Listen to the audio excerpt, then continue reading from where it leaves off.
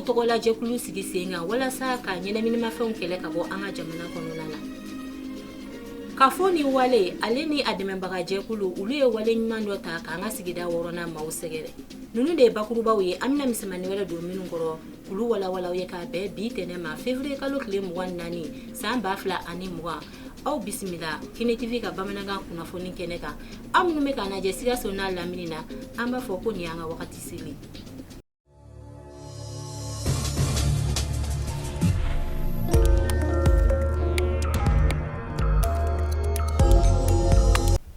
An lajɛbagaw anisu an y'a faamuya cogo min na bakurubaw la fɛn min ye an ka kunnafoni ɲininaw ye olu farala ɲɔgɔn kan k'u tɔgɔ la jɛkulu sigi sen kan walasa ka ɲɛnaminimafɛnw kɛlɛ ka bɔ an ka jamana kɔnɔna na. O hukumu kɔnɔna na minisiri min ka baara ɲɛsinnen bɛ an ka lakana tigilamaw kan ani ka fara ale kan jɛkuluba min bɛ yen nɔ n'a bɛ fɔ a ma ko OCS o ɲɛma olu fana tun bɛ a kɛnɛ kan. An ka jɛn k'o sɔrɔ olu lajɛ. Kunnafonidilaw ka kulu dɔ koromokadi kɛra bi an ka minisiri mun sigilen don lakana kɔɲɔw ma walasa fɛn min ye ɲɛnaminifɛn minnu bɛ ka don an ka jamana kɔnɔ ani banbaciya walew olu kɛlɛli kan. Kunnafonidilaw olu jɔyɔrɔ bɛ se ka kɛ mun ye o baaraw kɔnɔ. Nin kɛnɛ kofɔlen kɔnɔ fɛn min ye an ka lakana tigilamɔgɔ caman ye olu k'u bɛ yen nɔ. O y'a yira k'a fɔ nin hakilina in bɛna kɛ sababu ye fɛn min ye k'olu dɛmɛ u ka baaraw tagabolo la. Minisiri Salif Tarawele ale bɛ ɲɛfɔli kan ye. Kunnafonidilaw ka fara ɲɔgɔn kan k'a fɔ k'olu b'u ka baaraba ɲɛsin minfɛnjugu an b'a fɔ ma drogue ani bandibaw binganikɛlabaw k'olu nɔ minɛ k'u ka kow ɲɛfɔ walasa population bɛɛ k'a faamuya. Donc anw fɛ o ye hakilina ɲumanba de ye. Kunnafonidilaw ka ca mais a ka di anw ye kunnafonidila dɔw ka se k'u ɲɛsin fɛn dɔw ma kelen kelen comme ça u b'a ɲɛdɔn kosɛbɛ n'u ye min fɔ bɛɛ b'a dɔn la k'a fɔ nin ye tiɲɛ ye. Sɔnni k'a kɛ fana u ɲɛsin an ma k'a fɔ k'an k'an bolo di ɲɔgɔn ma an k'u dɛmɛ an k'u kunnafoni an k'a dɔn u k'a dɔn minfɛnjugu minnu yɛrɛ ye cogo jumɛn ye u bɛna cogo jumɛn mɔgɔw b'u kɛ u sɔrɔ cogo jumɛn u b'a ta n'u y'a ta u bɛ mun de kɛ. Donc o de y'a to hakilina diyara n ye kosɛbɛ o de y'a to u ka baara daminɛli u y'a ɲini an ka sigi kɛnɛ kan walasa k'a sankɔrɔta an nana o de kɛ. Drogue ko in bi balawba de don an ka jamana kɔnɔ. An bɛ k'a fɔ tuma bɛɛ ko terroriste binganikɛlaw ani minnu bɛ bin mɔgɔw kan k'u ka moto bosu la minnu bɛ taa bin Orange Money kan a fɛn fɛn n'a y'a minɛ a b'a sɔrɔ u falen don drogue la tewu. Donc drogue in ye balawba de y'an bolo bi. N'a fɔra ko drogue fana mɔgɔw hakili bɛ taa ko wɛrɛ la tuma dɔw i b'a sɔrɔ fura dɔw bɛ yen a dabɔra furakɛli kama mais mɔgɔw bɛ k'a yɛlɛmɛ bi k'a kɛ drogue ye. Tramadol b'o la sisan tramadol nin bɛ ka tiɲɛniba de kɛ an ka jamana kɔnɔ ani whisky feerelati n'u b'a kɛ sachet fitinin kɔnɔ manani fitinin kɔnɔ olu bɛ ka tiɲɛniba de kɛ. Donc an ka hakilina t'a la journaliste minnu aw b'an ni population cɛ ni aw yɛrɛ y'a faamuya kosɛbɛ aw bɛ se k'a ɲɛfɔ ka ɲɛ aw bɛ se ka sigili dɔw kɛ ka barow kɛ mɔgɔw bɛna faamuya o la a ka ca Ala fɛ caman bɛ bɔ a la. Fɛn min ye nin baara kofɔlen ninnu kɔnɔna la jɔnjɔndi kɛra maa dɔw ma minnu sen donna kalanbulonna Selengekaw fɛ yen. O kɔfɛ u ye jɔnjɔn ta ka di minisiri yɛrɛ ma ani a dɛmɛbaga jɛkulu minnu bɛ yen lakana kunda ka da u ka baaraw an'u ka cɛsiri kan cogo min na ɲɛnaminifɛnw ani banbanci walew olu bɛ se ka kɛlɛ ka bɔ an ka jamana kɔnɔ. Talata tɛmɛlen na février kalo tile 18 san 2020 Sikaso ADR olu y'u ka lajɛba ta ko wɔɔrɔnan kɛnɛ sigi sen kan conseil régional la Sikaso yan nɔ min sen fɛ u kuma n'u ka san baara bolodalenw kan minnu kɛra minnu ma se ka kɛ o kuma na an k'u ka ɲɛmaaba n'ale Isa Kante an k'ale ka laseli lamɛn. ADR ye cakɛda min ni gouvernement y'a sigi Mali région bɛɛ la ka dɛmɛ lase collectivités ma région cercle ni commune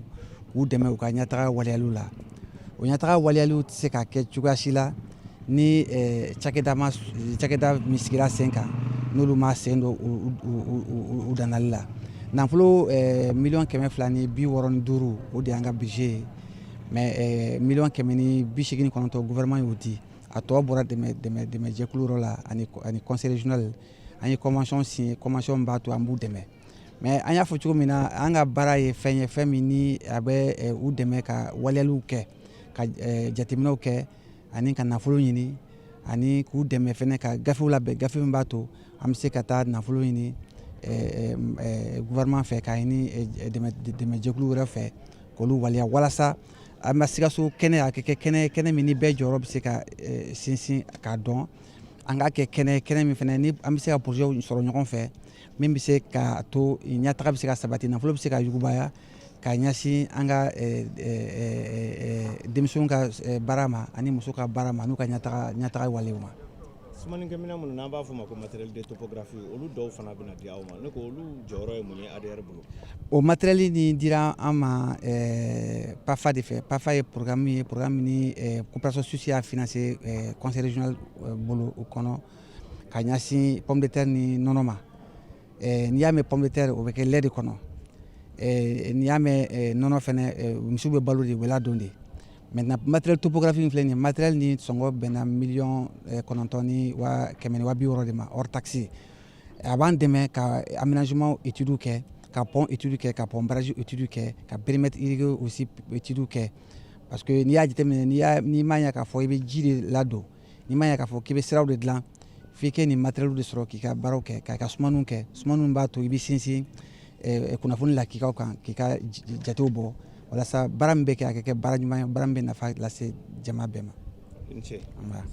Kunnafoniko siratigɛ la jɛkulu bɛ an ka jamana kɔnɔ n'a bɛ wele ko Fondation Forum de Bamako olu ka lajɛba ta ko mugana kɛnɛ sigi sen kan alamisa tɛmɛnen na CCB la an ka o ja sɔrɔlenw lajɛ.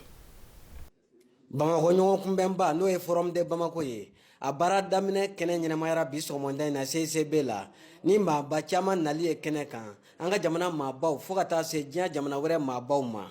kɛnɛ in sigi kun ye walasa hakilina falen bɛ se ka kɛ cogoya min na farafina kuntilenna bɛ se ka yɛlɛma jani furancɛ san 2040 cɛ cogoya min na o de hokumu kɔnɔna na kɛnɛ in sigibagaw bilasiralibagaw ka baara la n'o ye Boubacar S Traoré ye ale bɛ ɲɛfɔli kɛ. Nin ye kɛnɛ ba de ye nin ye hɛrɛ kɛnɛ de ye mɔgɔ min bɛ a sa a ka ca ni mɔgɔ 500 ye u bɔra jamana bɛɛ la Afrique jamanabaw Europe jamanabaw ani Amérique jamanabaw u nana pour que an ka hakiliw fara ɲɔgɔn kan k'a lajɛ Mali Afrique jamanaw yani san 2040 la anw bɛ kɛ dugu suguya jumɛnw ye baara suguya jumɛn bɛ se ka créer denmisɛnninw ye hɛrɛ bɛ se ka don an ka duguw la cogo di bɛn ani karama ani croissance économique bɛ se ka don an ka jamana na cogo min na anw ka laɲini ye fɛn min ye bɛn ni karama Afrique jamanaw ka fara ɲɔgɔn kan a bɛ fɔ min ma ko intégration économique Afrique n'i y'a lajɛ mɔgɔw b'a fɔ k'an ye dugu fantanw ye mais hɛrɛ m'an ka jamanaw kɔnɔ Ala dɔrɔn de b'a dɔn min b'an jɛ fɛn dama dɔw de b'an jɛ an bɛɛ kan k'an yɛrɛ ka ressources de fara ɲɔgɔn kan k'o denmisɛnninw dilan ka mɔgɔw former non pas k'u ka kɛ fonctionnaire de mais bɛɛ ka si k'i yɛrɛ kɔrɔ o bɛ yen o a bɛ fɔ ma secteur privé. Ani a tilala ka wele bila denmisɛnw ma k'u ka baara ko barisa ko baara de bɛ maa ŋunanfa. Mɔgɔ si t'i ka avenir dilan n'i yɛrɛ tɛ e yɛrɛ de kan ka fɔ ne bɛ nin situation na bi mais sini n b'a fɛ ka kɛ nin ye i y'a faamuya fɛn seli t'a to o bɛ k'i ye mais baarafin de b'a to i bɛ ka kalan et puis o sanfɛla la an ka jamana valeur ye min ye k'i parents ka duwawu ɲini ka lajɛ comment i bɛ se ka barika sɔrɔ cogo min na nin bɛɛ de bɛ fara ɲɔgɔn kan k'i kɛ mɔgɔ ye a kɛra ni i formera Mali la il faut que denmisɛnninw k'o de faamuya quoi an ka taa école la maîtres ni denmisɛnninw an k'an tɛgɛw di ɲɔgɔn ma pour que mɔgɔw bɛ se ka former parce que ni forela Mali la a kana jɔ an ka école na dɛ i mana taa diɲɛ fan o fan i bɛ se ka taa ɲɛ i bɛ se ka kalan et ni kalan na i bɛ se ka fɛn bɛɛ sɔrɔ et puis mɔgɔw bɛ jɔ baara dɔw la u kana jɔ o la baara bɛɛ nafa ka ɲi baara fitinin tɛ yen n'i bɛ baara fɛn fɛn la i bɛ baara kɛ de pour que diɲɛ bɛɛ k'e tɔgɔ fɔ ko vraiment nin cɛ in a ka baara la a bɛ se. O tɛmɛnen kɔfɛ ka bɔ yen jɛkulu in ɲɛmaa n'ale ye Abdula Kulubali ye ale ko farafinna tɛ fantan jamana ye ko baarabaliya ko farafinna b'o kɔlɔlɔ de kɔnɔ. Farafinna tɛ fantan yɔrɔ ye an ka kɛwalew de bɛ na ni fantanya ye donc an bɛna an sigi k'a fɔ ɲɔgɔn ye tiɲɛ kan pourquoi an bɛ nin gɛlɛya kɔnɔ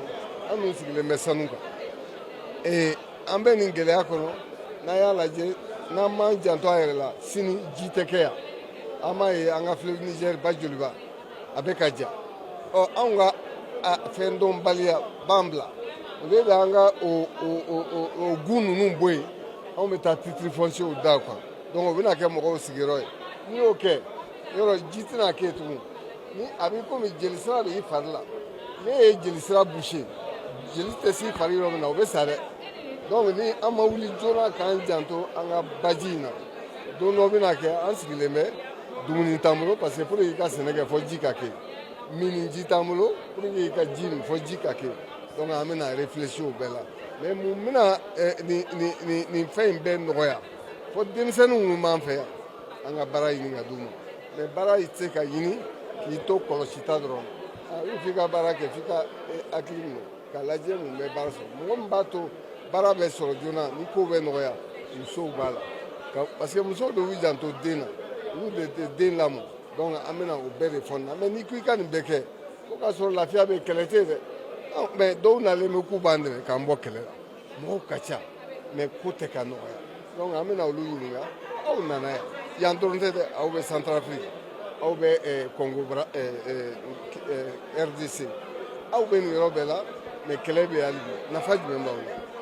donc an bɛna fɔ ɲɔgɔn ɲɛna tiɲɛ na olu ka patron ninnu bɛɛ bɛna sigi an bɛna a fɔ ɲɔgɔn na an bɛ se ka mun kɛ maintenant nafa ka k'aw la pour que mankan ka dɔgɔya mais an bɛna miiri fɛnɛ pourquoi Mali ye silamɛ dugu ye et pourquoi maliyɛnw de dɔw bɛ sɔrɔ ka wuli k'u bɛ taa ɲɔgɔn faga parce que ɲɔgɔn faga in tɛ silamɛya mun bɛna n'o ye mun ye kɔnɔnafili bila denmisɛnninw la fo ka na an bɛna nin bɛɛ kuma de fɔ. an ka jamana ɲɛmaa n'o ye Elhaji Ibrahim Boubacar Keita ye kɛnɛ in ma fɔ ale kɔ ale da sera farafinna gɛlɛyaw ma an tun bɛ cogoya min kunun fo ka taa se an bɛ cogoya min bi an ka kan ka mun de kɛ walasa an bɛ se ka sama ka bɔ dibi la ni k'an bila kɛnɛ kan. baaraw kuncɛra ni jɔnjɔn dili ye farafinna kunnawoloba maa damadɔ ma ni maliden b'o la n'o ye professeur Jula Bagayogo ye. jɛkulu bɛ diɲɛ kɔnɔ n'u ka baara ɲɛsinnen bɛ kɔngɔ kɛlɛli ma n'a bɛ f'a ma ko FAO o bolofara bɛ an ka jamana kɔnɔna na olu ka sayɛnɛma lajɛ kɛnɛ sigi alamisadon février kalo tile 20 san 2020 Bamakokaw fɛ yen nɔ dunanjigiso la a bɛ fɔ min ma ko hôtel de l'amitié min kɛnɛ ɲɛmaaya tun bɛ an ka minisiri bolo min ka baara ɲɛsinnen bɛ baganko ani mɔniko ma an ka o sɔrɔlenw lajɛ. FAO jɛkulu bɛ diɲɛ jamana o jamana kɔnɔ u bɛ fara ɲɔgɔn kan san 2 o san 2 ka jɛrɛba dɔ sigi sen kan u ka nin tile 2 jɛrɛ in ye o ɲɛbila ye. FAO ye jɛkulu ye min nana an ka jamana kɔnɔ san 1979 o novembre kalo tile 12 la u ka baara ɲɛsilen don dunkafa sabatili ma ka kɔngɔ kɛlɛ ka bɔ diɲɛ kɔnɔ u ka ɲɛmaa tun bɛ nin sigi in kɛnɛ kan. Mission de la FAO est de contribuer à l'éradication d'un monde, à l'édification d'un monde libéré de la faim et de la malnutrition. FAO mɔgɔw ka baara ɲɛsinnen don ka kɔngɔ kɛlɛ ka bɔ diɲɛ kɔnɔ ani ka balokojuguya kɛlɛ ka bɔ bi maaw ani ka siniɲɛ sigi. Balo kɛcogoya ɲuman o ye fɛnba ye adamaden ka ɲɛnɛmaya la kɛrɛnkɛrɛnnenya la se tɛ minnu ye. O de kosɔn FAO ye i ɲɛsin fɛn 5 ma walasa ka jamana dɛmɛ i n'a fɔ ka kɔngɔ kɛlɛ ka sɛnɛ ni mɔniw nafa bonya ka fɛɛrɛw bila sen kan min dayɛlɛlen don bɛɛ lajɛlen ye ani walasa ka kasaraw kunbɛn. FAO sɛnsɛra ka se Mali la san 1979 a bɛ Mali marabolo bɛɛ lajɛlen na. FAO bɛ ka Mali jamana dɛmɛ nin y'a san 40 ye u ka baarakɛtaw la. Walasa an ka baara ka se ka ɲ'an bolo an y'a laɲini ka yɛlɛma don dɔw la i n'a fɔ hakilina falen ani ɲɔgɔn cɛ ani an dɛmɛbagaw ni ɲɔgɔn cɛ ka ɲɔgɔn bilasira. An b'a ɲini bɛɛ fɛ k'u sen don an ka baara la walasa ka kɔngɔ si latunu Mali la. Ni jɛrɛ in sigitunba dɔ tun ye ka hakilina falen kɛ u ka san 2 tɛmɛlen baarakɛlenw ni a gɛlɛyaw kan. U ka lajɛli n'a bɛ f'o ma ko retraite ɲɔgɔn kunbɛnba dɔ de programmelen don kalo kura Zimbabwe donc o ɲɔgɔn kunbɛn a bɛ kɛ san 7 o san 2 kɔnɔna na yan'o ka kɛ FAO ka représentation bɛ jamana o jamana min kɔnɔ bɛɛ bɛ fara ɲɔgɔn kan san 2 in kɔnɔna na an sera ka baara jumɛn de kɛ san 2 in kɔnɔna na an ye gɛlɛya jumɛnw de sɔrɔ an ye gɛlɛya minnu sɔrɔ an ye solution jumɛn ɲini o la walima an bɛ se ka solution jumɛn proposer yan'an ka taa ɲɔgɔn lajɛba ye donc o kɔnɔna de la FAO ka représentant min bɛ yan nɔ a y'a ɲini k'a fɔ an fana ka na retraite la ka na hakilinataw falen k'an ka gɛlɛyaw jira ɲɔgɔn na gɛlɛya dɔrɔn tɛ an ye baara min fana kɛ an ye résultat ɲuman minnu fana sɔrɔ olu fana fara ɲɔgɔn kan sɛnɛ kɔnɔ élevage kɔnɔ bagan mara ani jɛgɛmɔn kɔnɔ k'o résultats bɛɛ fara ɲɔgɔn kan donc kalo kura n'an taara ɲɔgɔn lajɛ ba in na an bɛ taa an b'an ka sɔrɔ an b'o yira gɛlɛya minnu kɛra sɔrɔla an b'o fɔ anw yɛrɛ fɛ min bɛ se ka kɛ solution ye an b'o fana f'u ɲɛna o fana b'u hakilinata fɔlɔ kan donc san 2 nata an bɛ baara kɛ ni mun kɔnɔna ye an bɛ faw ka kɛnɛ kan c'est vrai mais faw ko mɔgɔ kelen tɛ se an bɛɛ k'an bolo di ɲɔgɔn ma donc a ye partenaires techniques financiers a y'u bɛɛ wele Nations Unies olu b'an accompagner sur le terrain a ye bɛɛ wele bɛɛ ka na fara ɲɔgɔn kan ONU b'o la ambassade de Belgique b'o la parce que formation na olu fana b'an dɛmɛ kosɛbɛ donc a y'a fɔ an bɛɛ ka na an ka fara ɲɔgɔn kan dɔ bɛ se dɔ la dɔ tɛ so donc n'an farala ɲɔgɔn kan k'a bɛɛ fara ɲɔgɔn kan an bɛ laɲini min na jamanadenw ye k'o bɛ sabati. Bagan mara ni jɛgɛ mɔli minisiriso ni FAO jɛra ka baara caman kɛ ɲɔgɔn fɛ minnu ye san sɔrɔ. An ni FAO mɔgɔw ye baara kɛ ɲɔgɔn fɛ baara caman kɛ san 2 ɲɔgɔn na an ye formation kɛ an b'a fɔ min ma ko insémination o ye misiw si bayɛlɛmani ka nɔnɔ caman bɔ ka sogo caman sɔrɔ an y'o baara kɛ ɲɔgɔn fɛ u y'an accompagner o la o kɔnɔna fana na tuguni an bɛ formation minnu kɛ an ka service technique kunna an b'a fɔ min ma banaw ka kɛnɛya taasira o y'an dɛmɛ o fana kɔnɔna na san o san mois de juin kɔnɔna na tile kɛrɛnkɛrɛnnen bɛ yen nɔ n'an b'a fɔ o ma ko lutte contre la rage fatɔbana kɛlɛli san o san u b'an accompagner o fana baara la u bɛ an accompagner ni vaccin ye u b'an accompagner ni fɛn caman ye an b'a fɔ min ma communication minɛnw u b'an accompagner ni o ye an bɛ journée femme rurale organisée san o san u b'an dɛmɛ an bɛ journée de vaccination organisée o fana ye baganw ka kɛnɛya ye u b'an accompagner o bɛɛ la an kɔni élevage pêche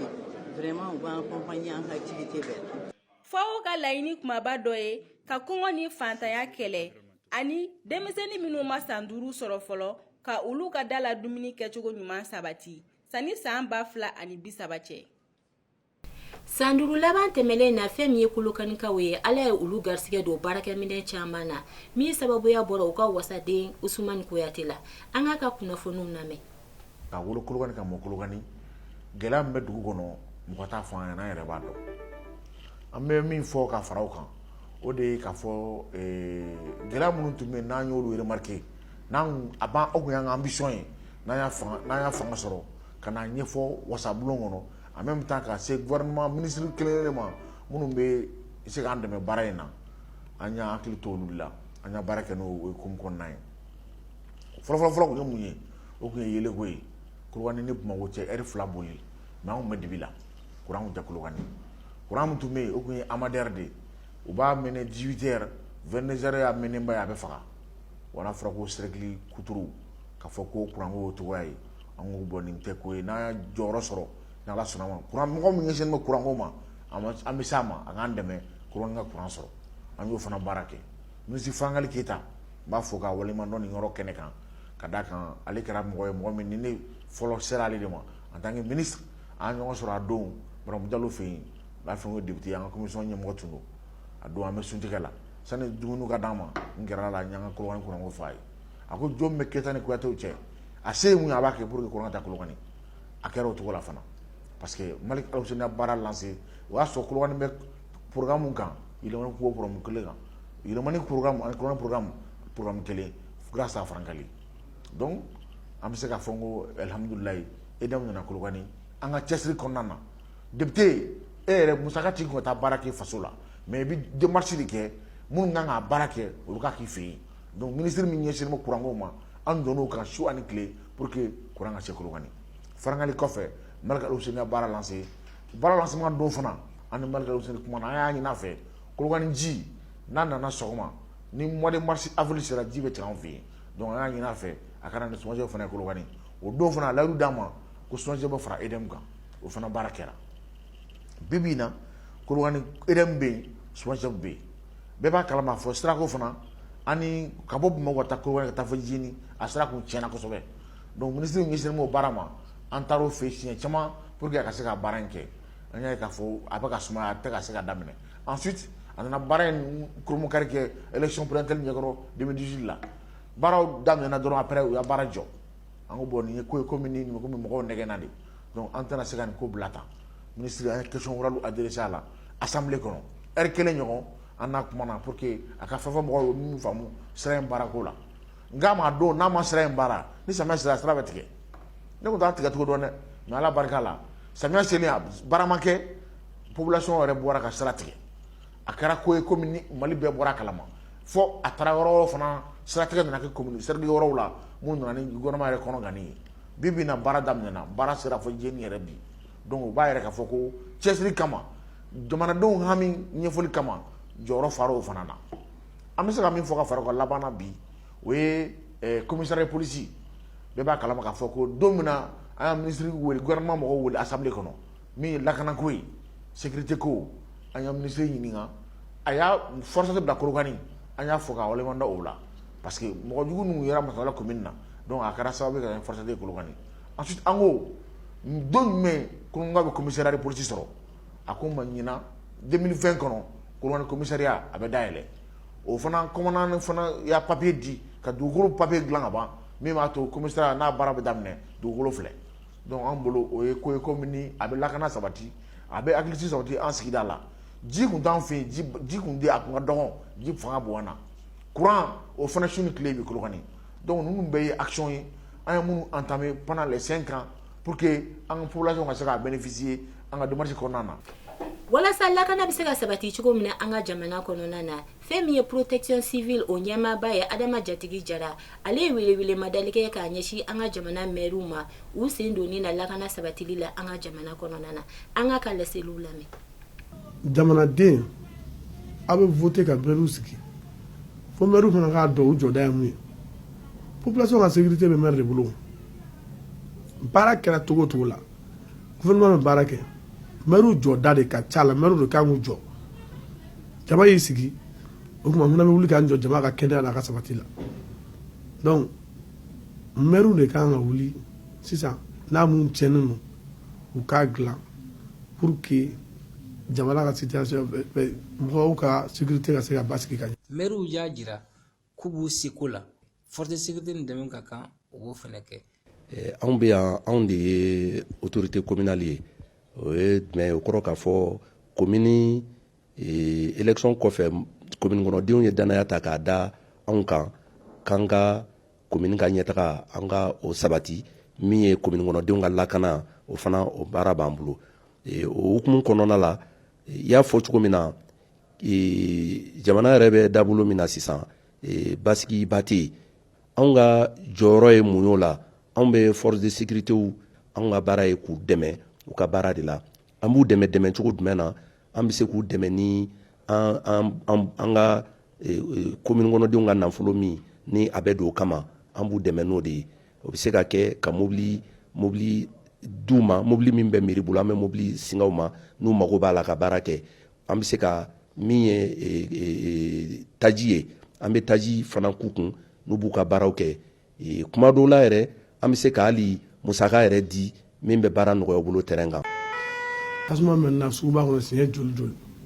an ka mɔgɔw bɛ na an b'a gɛlɛya fɔ an ka mɔgɔw ni samedi commencé réunion kɛ suguba ko la samedi commencé yɛrɛ tasuma faga mobili yɛrɛ ɲini k'a di darafila pompier ma pour que tasuma bɛ la u ka se ka baara kala joona mobili min bɛ taa a bɛ munumunu sugu kɔnɔna la mais gɛlɛya nana don a la bi e k'a fɔ k'i bɛ taa sugu kɔnɔ i ka bolifɛn simple i tɛ se ka tɛmɛ a yɛrɛ kuma tɛ ko mobili ba yɛrɛ ma feerekɛlaw sigilen bɛ fan bɛɛ o bɛɛ bɛ ta ka da kɔrɔ kan halisa an kɔni an bɛ sigi an b'a ɲɛsin mairie mɔgɔw de ma an bɛ tuguli de kɔ an b'a f'olu de fana ɲɛna u ka jateminɛ k'a la u ka siraw to yen pompier ka sira mɔgɔw fana k'a dɔn k'a fɔ ko tiɲɛ yɛrɛ la ne sigilen bɛ nin yɔrɔ la ne kɔni ne ni saya de ka so parce que e sigilen mobili bɛ yɛlɛ i kan n'o kɛra mɔgɔw b'a faamuya ni jate kɛra o cogo la ten a ka ca ala fɛ suguba kɔnɔ an bɛ fɔ a bɛ tɛmɛ o kan i ye tasuma fɔ suguba kɔnɔ mais fɛn wɛrɛ bɛ yen o tɛ tasuma ye koyi o ka jugu n'a bɛɛ fana ye parce que so binw bɛ kɛla n'an b'a fɔ o ma ko effondrement suguba kɔnɔ na an taara yala kɔnɔ yɔrɔ dɔw bɛ an taara lajɛ a yɔrɔ ninnu ala de bɛ ka fara an kan hali bi parce que u bɛ ka yɔrɔw sigi sigi ɲɔgɔn kan ka taa ka papiye k'a la an kɔni an y'an ka baara kɛ ani urbain mɔgɔw an ye baara k'a la an sigilen bɛ ka jaabi makɔnɔ halisa ala ma kisi la don o don n'o sow binna o fana bɛ juguya ni tasuma kasara ye dɛ parce que bangoni ta a ma bɔ an kɔnɔ ala y'a nɛmɛ an ye baara k'a la mais an bɛ ala deli ala k'an kisi a ɲɔgɔn wɛrɛ ma jama k'a dɔn pompier a bɛ yan o kama pompier mali bɛɛ ka pompier de don an bɔra so an ye maliyɛn ye an nana ye ten don an bɛ pompier baara kɛ an bɛɛ o kama wa an yɛrɛ ka qualification de ko tɛ fana an bɛ mɔgɔ lakana hali n'an ni bɛ to a la mɔgɔ min sɔnn'o ma i kan ka mun de kɛ i b'o tigi dɛmɛ de o dɛmɛni ye jumɛn ye n'i sera k'an lasɔrɔ joona ni kasara kɛra walasa an ka se ka na k'an ka baara ye mun ye an ka jɔlen an b'o kɛ o ye kelen ye filanan ye mun ye fana an b'a fɔ i kana i kana wari d'an ma ayi a tɛ so la mais n'i ko a y'a ka ambulance bila ka taa an ka taa essence caman k'a kɔnɔ i y'i jɔda kɛ fasoko la a ka tasuma faga mobili bila ka na an ka essence k'a la i y'i jɔda kɛ ne ye nin wari nin sɔrɔ ne bɛ ambulance san ne b'a di pompier ma ou bien ne bɛ tasuma faga mobili san ka di e mɔgɔ mɔgɔ n'i y'a kɛ a baraji e de b'a dan nɔ an kɔni an tɛ se ka dan fɔ la parce que an bɛ baara kɛ n'a ye donc o n'a ɲɔgɔnna siw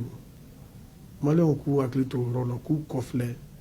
fɛn min ye terrain ko siratigɛ ye chemin de fer ale bɛ ka fɛɛrɛ ni dabaliya bɛɛ lajɛlen tigɛ walasa terrain bɛ se ka boli ko kura an ka jamana kɔnɔna na an ka o jaw sɔrɔlen lajɛ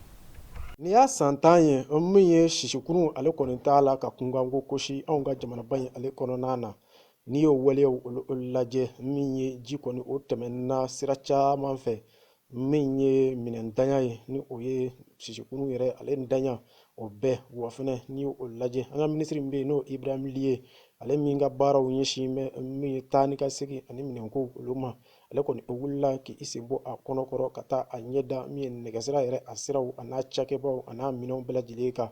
fɛn min bɛ yen nɔ n'a ye faamuyali kɛ o la o de ye k'a fɔ buna adama kɔni kɛ bɛ ka nɛgɛsira k'a kɛ a sigiyɔrɔ ye damatɛmɛ walew caman o tara ka nɛgɛsira yɛrɛ ka ale sɛgɛrɛ maa dɔw olu fɛ minisiri ka fɔ la ni o ye Ibrahim Liye o y'a jira k'a fɔ jamana ko a bɛna ko bɛɛ lajɛlen sigi sen kan min b'a to sisikurun a bɛ se ka mankan o bɔ cogoya min na ko kura jamanaba in ale fan 10 ni 4 bɛɛ lajɛlen fɛ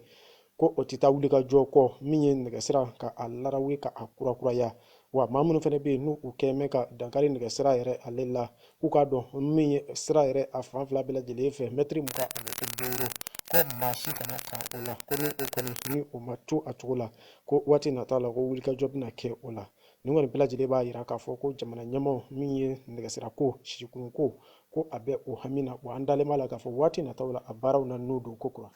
ka fɔ ni wale n'u dɛmɛbaga jɛkulu olu ye ɲumanya wale dɔ ta ka an ka sigida wɔɔrɔnan maaw sɛgɛrɛ min ye ka furakɛli kɛ fu la kɛrɛnkɛrɛnnenya Sokoroji kalanso kɔnɔna na an ka o ja sɔrɔlenw lajɛ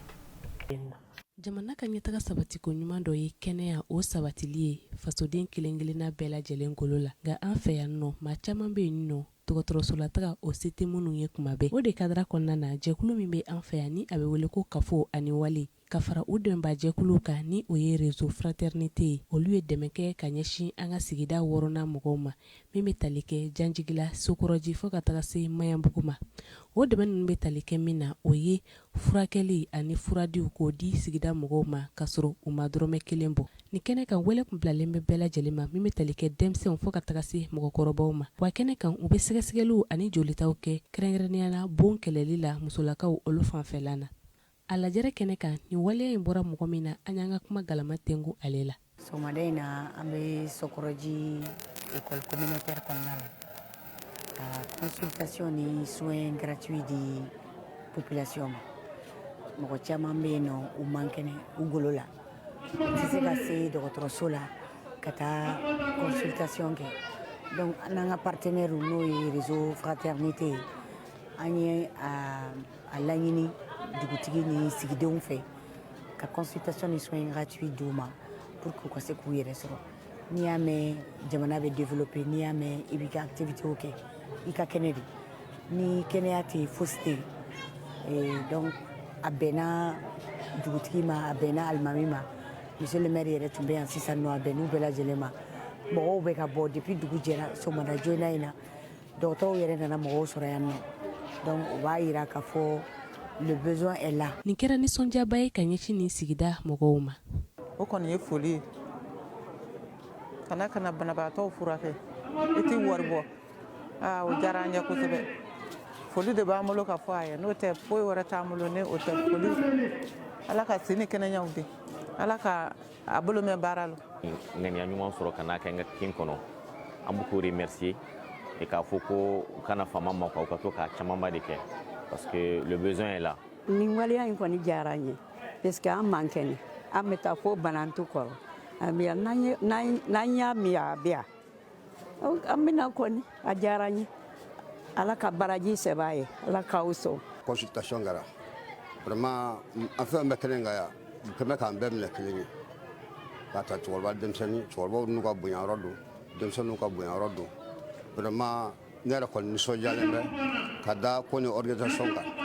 Nin kɛra nisɔndiyaba ye ka ɲɛsin maaw ma minnu lajɛra k'u joliw ta ni ka furaw d'u ma u ye folini tanu kɛrɛnkɛrɛnnen kɛ ka ɲɛsin kafo wale ani a dɛmɛba. Seko ni dongo ta siratigɛ la fɛn min ye festival soninge ye nin ye ale ta ko duruna kɛnɛ kuncɛlen ye bi février kalo tile 24 san 2020 Banjulukaw fɛ yen nɔ a jirala k'a fɔ ko maa ba yirika caman de tun bɛ a kɛnɛ kan an ka o sɔrɔlenw lajɛ.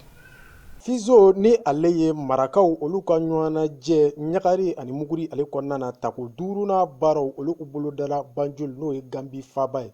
k'a daminɛ nin kalo in tile 21 ka taa fori a tile 24 farafina haka ja fɔ ka taa se diɲɛ selege 4 marakaw bɛɛ lajɛlen olu na ɲɔgɔn sɔrɔ Gambi ale faaba la ka kulo ka ɲɛnajɛ ka hakilila falen olu o kɛ anw ka jamana aw ka dɔn k'a fɔ a jɔyɔrɔ ka bon ko la ka d'a kan maa 400 bɔɲɔgɔnko o bɛ ka an ka jamana jɔyɔrɔ fa o ɲɛ minɛ bɛ professeur Jɔnkuda Tarawele ale fɛ ni ale ye jamana ɲɛmaa kɔrɔ ye min ye soningew ye n'o ye marakaw ye o ka nin ɲɔgɔn kunbɛn min n'ale filɛ ni gamikaw olu fɛ yen nɔ maa 5000 bɔɲɔgɔnko olu de kɔnɔlen don min b'a to u bɛ se ka taa hakililaw ka olu falen cogoya min na seko ani dɔnko marakaya yɛrɛ o bunakun na ka taa o don ba la ɲinan ta ale bila mɛ minɛ min kɔnɔ o de ye ka sɛnɛ ka ale don o ba la min b'a to tungala ta o bɛ se nɔgɔya cogoya min na marakadenw olu ka bunakun na farafina ale kɔnɔna o la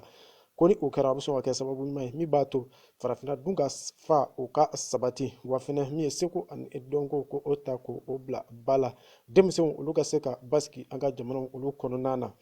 lajɛ a dabɔli la min ye u ka jamana ɲɛma ni o ye Adama Baro ye ale kɔni y'a jira k'a fɔ k'a kun kɔrɔtalen don ni nin jɛrɛba in n'o ye soningew marakaw olu ka jɛrɛ ko nin ye waleya ɲuman ye min ye farafina ani diɲɛ kurukara marakaw olu ka ɲɔgɔn sɔrɔ ale fɛ yen k'a kun kɔrɔtalen don aw k'a dɔn min ye lajɛ in a bi kun cɛ nin kalo in tile 24 san 2020 février kalo o ko don. Kunnafoniko nasiraw la fɛn min ye an ka wajulukɛla ye n'a bɛ fɔ a ma ko Banjugu Dunbiya ale ni fanga bɛ ɲɔgɔn na an bɛ don min na i komi bi k'a sababuya kɛ a ka laseli dɔw senfɛ an ye kuma barani tongo an ka jamana kɔnɔdenw dɔw la olu hakilina t'a fɔ a ko la ŋunuŋunukan gannen na an ka o jasɔrɔlenw lajɛ. Kelen fila sɛbɛn ko di an yɛrɛ b'o lasa lase yɔrɔ la n b'a bila ka taa di Amadu Kufa ma i ko m'o sɛbɛn dɔɔnin don. Ça c'est bien, très bien. Mais kelen bila ka taa di Yadi ma. Awɔ. K'a f'u ye ko an b'u kɔ. An bɛ fɔ quoi? Nin wajulukɛla Banjugu Dunbiya n'ale minɛna ni k'a datugu a sababu ye k'a ye kuma sifaya caman fɔ kuma minnu tun cɛ ka jugu. Malidenw ye faamuyali jumɛn da nin kɛwale ninnu kan yaasa ka hakilinaw sɔrɔ an ye faba munumunu. Banjugu kɔni minɛkun ayiwa ni ko n hakilina kɔni fɔ n bɛ hakilina fɔ la sa sabula Banjugu ninnu fɛnɛ a minɛna kun min na n'u ko apologie au terrorisme k'a ye kumakan fɔ minnu bɛ se ka Bamaciya wale dɛmɛ cogo min na bon a bɛ se ka ko wɛrɛ bɛ ko in kɔrɔ parce que a Banjugu fɛnɛ a minɛna kun min na u ka fɔta la o y'a sɔrɔ ko wɛrɛ bɛ Banjugu yɛrɛ ta la fɔlɔ n'o ye wayɔrɔ ciko kuma ye n'i taara baga mɔgɔ kɔni sigilen ma ko min b'a kɔnɔ mɔgɔ kun ne ye a b'o fɔ sa kɛ Banjugu hakilina fɔ k'a fɔ ko Banjugu minɛna kun min kɔnɔ ne bolo kun wɛrɛw bɛ yen a bɛ se ka minɛ mun tɛ nin ye se ka minɛ k'a laɲini nka min ka se ka taa bila ka sɔrɔ ne kɔni ma kunya la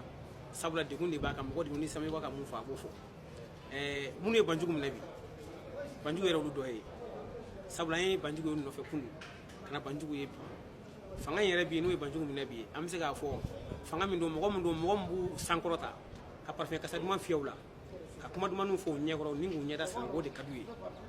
banjugu ye kuma caman fɔ gɛlɛya bɛ jamana kɔnɔ ne bolo jamana hamina ko gɛlɛya wɛrɛ bɛ yen mun tɛ nin ko ninnu ye fɔlɔ an ka ɲɛsin olu de ma i ye n faamu wa donc banjugu minɛ kun ne bolo a bɛ se ka kɛ cogo wɛrɛ la mun kɔni tɛ fo ka taa se kaso datugu ma ne kɔni ma kunya la sabula kun nɔfɛ kun na a ye kumakan fɔ mun tɛ nin a ma minɛ o la nka bi taa fɔra a minɛna o la ne ma se k'o yɔrɔ de faamu. se k'a faamu k'a fɔ ko manifin dɔ bɛ yen u labɛn fanga yɛrɛ fɛ k'u bila dɔw la k'u nɔni mais n'u nana ɲɛsin ma don min na u b'u bɔ yen u bɛ ɲinɛ yɔrɔ dɔ de kɔ ko n'i y'i ka wulujugu fɔni k'a bila ci ka fosi t'a la don dɔ la kabila ma wɛrɛ la don dɔ la a na ɲɛsin yɛrɛ ma n'a ma sɔrɔ k'a kin a bɛ nin yɛrɛ kin banjugu ta kelen bɛ o de bi u kun y'a fɔni k'a bila dɔw la kunun wa bi a bilala u yɛrɛ la donc bon conséquence b'u yɛrɛ bolo u ye min labɛn u ye sɛnɛ min kɛ kunun u filɛ nin ko o de reporter bi. N ye min mɛn vraiment c'est très grave ni banjugu taara fo k'a fɔ bombe bɛ dilan cogo min na ça ne ye école karamɔgɔ de ye ni denmisɛnnin ye min mɛn a b'o se sur le plan didactique pédagogique a ye min kɛ min ma ɲi ensuite prêcheurs ye wajurukɛlaw ye mɔgɔw de ye minnu bɛ mɔgɔ société sɔn hakili la ka société sensibiliser ka société former ka éduquer dans le bon sens alors n'a fɔra an ka kuma fan fɛ an ka kuma liya de an ka c'est pour apaiser la situation ka Mali situation nɔgɔya mais ni ale taara commentaire dɔ k'u kan ka essayer ka a fɔ u bɛ ka djihadi min mɛnɛ k'a fɔ djihadi in ka ɲi alors que bɛɛ b'a dɔn k'a fɔ confusion de concept fila ni ɲɔgɔn cɛ djihadisme se confond terrorisme maintenant n'i y'o jateminɛ a ye min kɛ a man ɲi mais sariyatigiw de b'a a ɲa n'a juguya dɔn ka tɛmɛ anw kan donc n'a bilara sariya ka bolo kan je crois que o b'an bɛɛ édifier en tout cas un comportement de ce genre kan ka décourager ni i tɛ min dɔn ka n'i fili ba kan. Banjugu ye mun kɛ il a commis une faute de trop donc faamaw y'a mɛn ko ɲara an ma jamana dɔ kɔnɔ sariya bɛ jamana kɔnɔ a se ka kɛ bɛɛ k'i da sago fɔ et puis ale ye mun de fɔ ko Amadu Kunfa ni Yada Kale k'olu bɛ baara min k'o ka ɲi parce que olu sɛbɛ tɛ min donc ni faamaw sɛbɛ tɛ min tɛ jinɛw ni politigiw minnu bɛ baara la Mali kɔnɔ n'olu bɛ ka ka sariya ka bato donc k'olu sɛbɛ tɛ min tɛ donc ko jadisu de sɛbɛ tɛ min c'est-à-dire jadisu ale b'u ka promotion de kɛ a fɔ n'o ko apologie du tourisme ale b'o de kɛ donc cela veut dire ni a y'o fɔ k'u sɛbɛ tɛ min don k'ale pɛrɛnnen don fana n'u nana ka fara o kan n'o o ko sɛbɛ o kuma sɛgɛsɛgɛra an ka enquêteurs fɛ ko dɔ b'o duguma parce que état b'a fɔ cogo jumɛn ko Amadu Kunfa ni Yadi k'olu sɛbɛ tɛ min don n'u nana k'i bɛ fara ni fɛn tɛ yen i bɛ fɔ k'u minɛ cela veut dire u ka a sɛgɛsɛgɛ hali bi ko dɔ b'a n'u cɛ n'o o bɔra yen u kana bila dɛ u fɔ nin siman kelen ka kɛ diɲɛ bɛɛ ka nin ye de wajulukɛla minnu kan ka exemple di diɲɛ kɔnɔ n'a fɔ k'olu ta kɛ manamanakan fɔ ye ka mɔgɔ inciter à la haine ka mɔgɔ inciter à la violence n'o ma to yen an bɛ jamana jumɛn de kɔnɔ. Dɔw y'a jira k'a fɔ ko maa man kan ka i da don Banjugu Dunbiya ni faamaw cɛ dɔw fana y'a jira ko a kan ka ɲangi ko sabula k'a ye kuma minnu fɔ k'a bɛ se ka na ni fɔɲɔgɔnkɔya wɛrɛw ye k'an bɛ don min na i n'a fɔ bi k'an ka jamana mago tɛ olu la. Ala ka faamuyaliko ɲuman di an bɛɛ ma ka bɛn ni kelenya sinsin jamana kɔnɔdenw ni ɲɔgɔn cɛ yaasa gɛlɛyaw bɛ ban cogoya min na. N y'a fɔ yan o fɔlɔ ta la